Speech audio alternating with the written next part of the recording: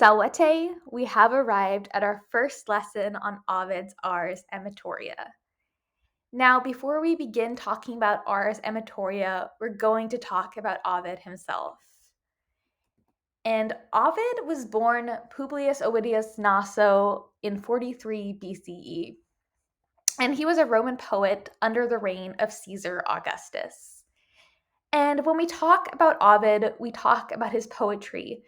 And he was namely wrote in the elegiac style. And we've talked about love elegy as being both a style of writing in its meter, but also in its tropes. And he wrote about the hapless male lover, as we have discussed, and the dominant female lover. And his most famous work was actually the Metamorphoses, which translates to the transformations. He also wrote the Amores and the Ars Amatoria. And Ovid eventually was exiled from Rome by Caesar Augustus, and he explains why by saying Carmen et error, basically a poem and an error.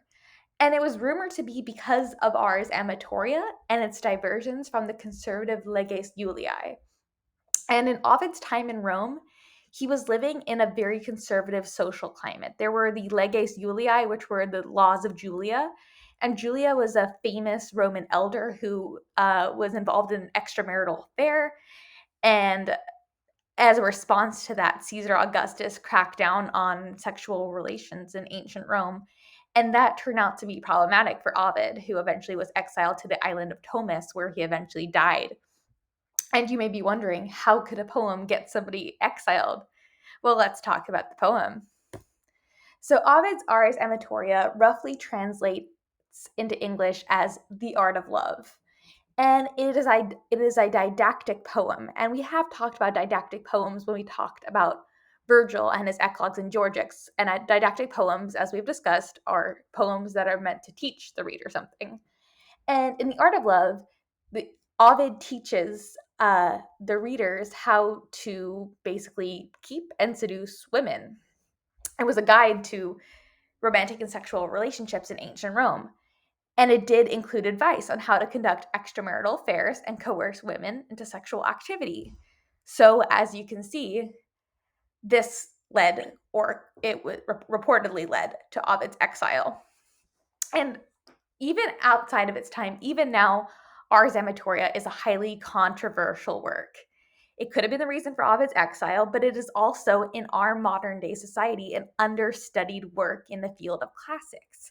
There aren't that many pieces talking about the art of love. There aren't that many articles. When scholars of Ovid study Ovid, they typically study the Amores or the Heroides or the Metamorphoses. But they rarely talk about the art of love. But when they do study the art of love, there is a discourse there on how to read it.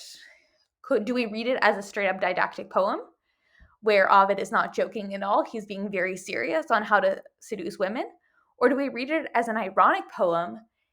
Or do we read it as a mixture of both? Is Ovid joking? Is he trying to reveal, the patriarchal society that he lives in? Is he a social critic? Or is he just somebody trying to teach people the art of love? There's a scholarly debate going on that I want to introduce you guys to. That's why our first assignment is to locate a scholarly article about Ovid's Ars Amatoria. You could use JSTOR or Google Scholar to find this article. I recommended some scholars like Judith Hallett, Ellen Green, Carol Merriam, Laurie Churchill. You could look at some of their works. And I want you to post on the linked discussion board a 2-paragraph summary of the article. You're going to restate the thesis. You're going to give details on how the author proved their point. Then I want you to think about how you feel about the evidence the author uses and whether or not you're convinced. I want us to think about this work very critically before we even begin approaching it, because it is such a critical and controversial work. And before next class, I want you to respond to 2 classmates' discussion posts with a thoughtful reply. Remember to be respectful and pay attention to what your classmates are saying. We are going to be entering the discourse on Ovid, and I'm excited to hear what you're going to say. If you have any questions, please feel free as always to reach out to me via email. I will respond in a timely manner, and I am excited to hear what you guys have to say. All right, buona fortuna.